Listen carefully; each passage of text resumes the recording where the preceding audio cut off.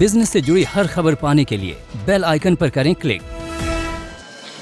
क्या है LIC agent की मोटी कमाई का राज?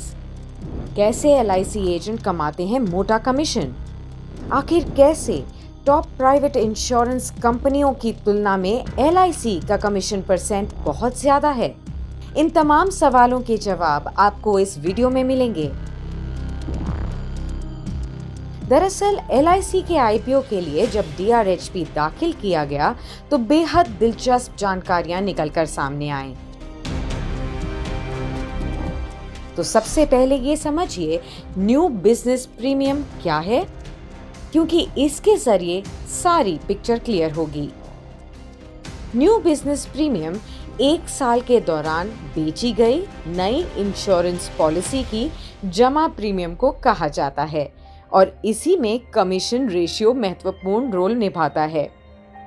सबसे पहले जानते हैं कि आखिर कितना है एलआईसी के एजेंट का कमीशन। चालू वित्त वर्ष यानी कि 2021-22 में एलआईसी का कमीशन रेशियो 11.5% है, जो टॉप 5 निजी इंश्योरेंस कंपनियों के भुगतान किए गए 5.4% के औसत कमीशन रेशियो के दोगुने से भी ज्यादा है। यानी कहाँ एलआईसी का कमीशन रेशियो 11.5% और कहाँ निजी बीमा कंपनियों का 5.5%।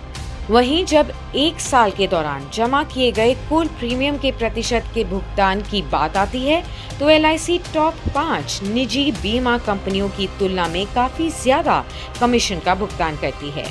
साल 2020-21 में एलआईसी की कमीशन दर 5.5% थी, जबकि निजी बीमा कंपनियों की औसत कमीशन दर 4.4% थी। चालू वित्त वर्ष में एलआईसी के लिए कमीशन दर और निजी कंपनियों की औसत कमीशन दर 5.2% और 4.2% रही। अब जानिए वजह कि आखिर एलआईसी और दूसरी निजी कंपनियों में कमीशन को लेकर इतना बड़ा गैप कैसे है। एलआईसी की ज्यादातर व्यक्तिगत पॉलिसी अलग अलग एजेंटों के जरिए बेची जाती हैं। वित्त वर्ष 2020-21 में LIC agents new business premium का 93.8% लेकर आए। वहीं 5 बड़ी निजी कंपनियों में से कोई भी इसके आसपास भी नहीं थी। अब इसका कारण समझते हैं। एसबीआई लाइफ का ही मामला लें, जहां 2020-21 में पॉलिसी बिक्री में नए बिजनेस प्रीमियम का 65.4% हिस्सा बैंकिंग चैनल के जरिए आया। एचडीएफसी लाइफ और आईसीआईसीआई प्रूडेंशियल लाइफ के मामले में भी ये रेशियो 45.8% और 46.8% है। इसका मतलब ये है कि निजी बीमा कंपनियां बैंकों के जरिए बहुत सी नई बीमा पॉलिसीज बेचती हैं, जिसका वे हिस्सा हैं। वहीं एलआईसी अपने एजेंट्स के जरिए पॉलिसीज को सीधा ग्राहक को बेच रही हैं, जिसका उनको फायदा मिलता है। अब जानते हैं इससे एलआईसी एजेंट्स को कैसे हो रहा है फायदा। मूल रूप से व्यक्तिगत एजेंटों के जरिए पॉलिसीज बेचने से ऐसी स्थिति पैदा होती है जहां एलआईसी को अपनी नीतियों को बेचने के लिए एजेंटों को पर्याप्त प्रोत्साहन देने के लिए ज्यादा कमीशन का भुगतान करना पड़ता है। वहीं निजी कंपनियां डायरेक्ट सेल पर ज्यादा भरोसा करती हैं।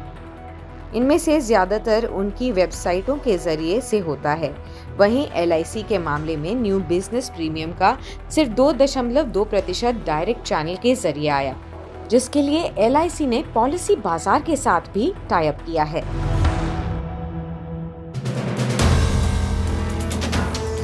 वीडियो पसंद आया तो हमें लाइक, कमेंट, शेयर और सब्सक्राइब जरूर करें।